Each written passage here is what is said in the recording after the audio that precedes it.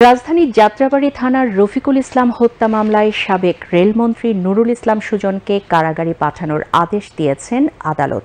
আজ ৫ দিনের রিমান্ড শেষে তাকে আদালতে হাজির করা হয়। পরে মামলার তদন্ত কর্মকর্তা যাত্রাবাড়ী থানার উপ পরিদর্শক মাহবুবুল ইসলাম তাকে কারাগারে আটক রাখার আবেদন করেন।